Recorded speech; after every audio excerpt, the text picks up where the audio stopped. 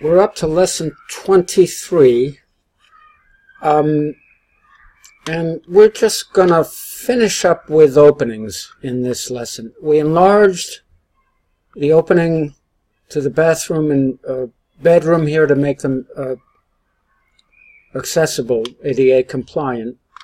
So we're going to need to model a door that fits in there. So I'm just going to repeat that.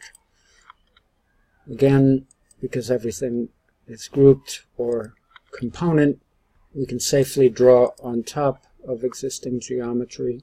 We'll take that shape and offset it, the thickness of the door frame, 2 inches. Bring the jambs down to the ground. Erase that shape. And what we're left with inside the door that we can use as a door leaf should be a 36-inch wide, door opening by 6'8" in height. So I'm going to cut that to the clipboard. Once the computer lets go of my mouse.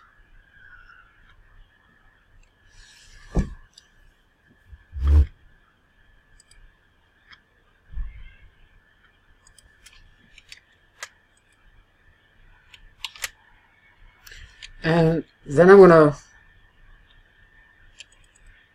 double click. Well, before I did that, I'm sorry.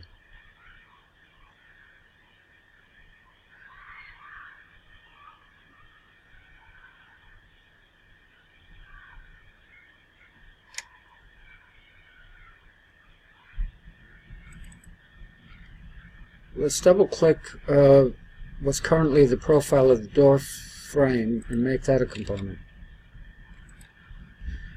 And say door interior 36. So now when we double click,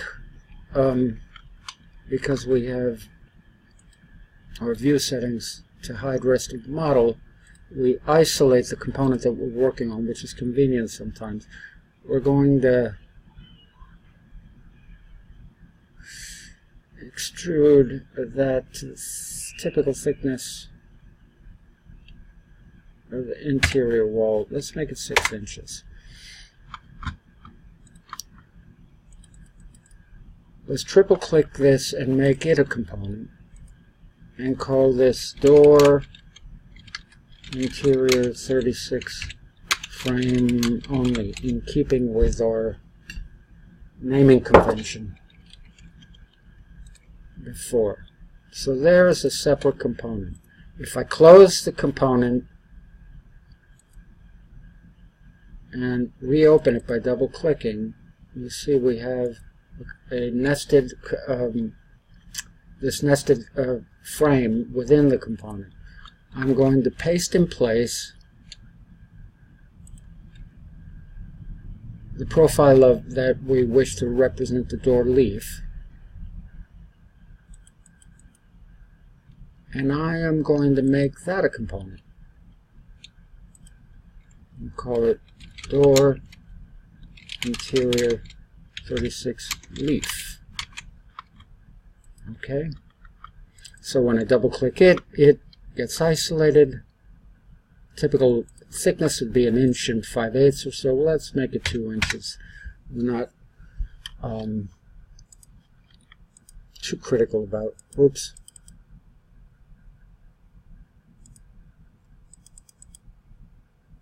So there's our leaf. You can colorize it with wood veneer. Close that component. Let's colorize the door frame with a slightly darker wood veneer. Close that component. And let's take that door leaf and move it toward the inside 2 inches. Technically, one corner would be flush with the interior frame. We would have created soffits along the jambs, but we are not interested in that level of precision at this point. So we have a component that we can use and place in this other opening here. Let's go to our component.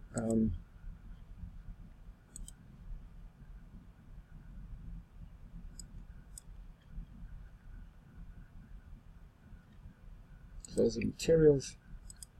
Back to the component.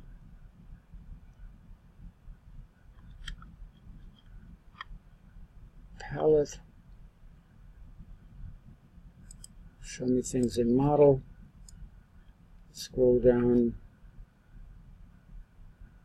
These are now listed alphabetically, I guess.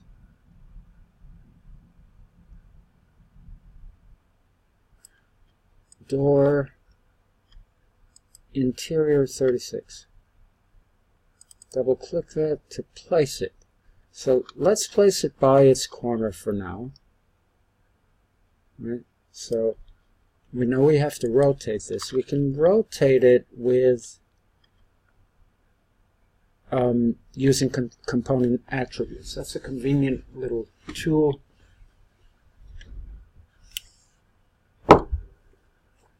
So if I go to Window, Component Attributes, it was already open. And we add an attribute, which is a rotation along the z-axis. What that does is allows me to assign a value to the instance of this component, and it rotates along its origin 90 degrees with respect to the vertical axis. So that allows us to easily place it in place there. So we have those 2 doors covered. I might simply replace these 2 doors as well with the 36-inch door when we enlarge those openings. The rest of these window openings are the same as window 1. So if I scroll down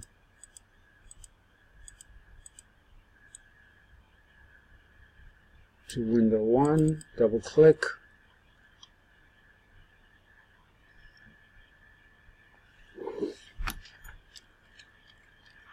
let's start by placing it where it is naturally oriented.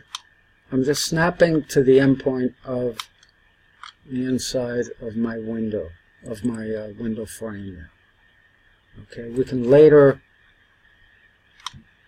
place it more accurately.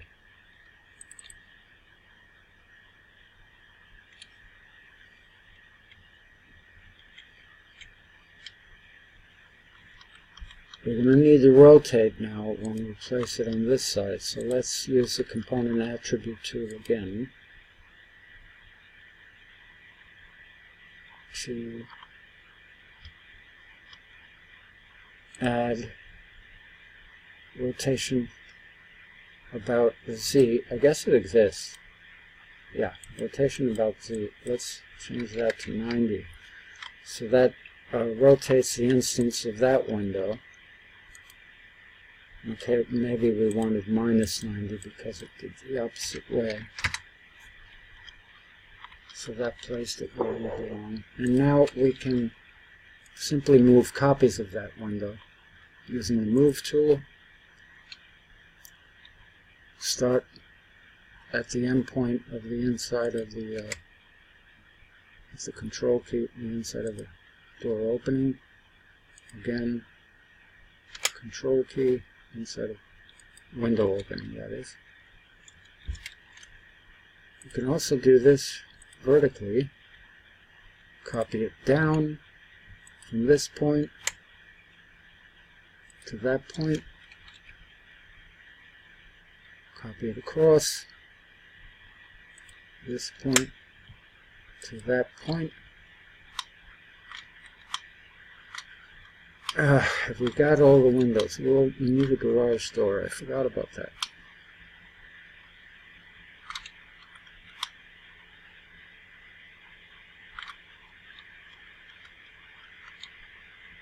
Remember, this stair proxy element is on its own layer, and because it's a component, when we modify it,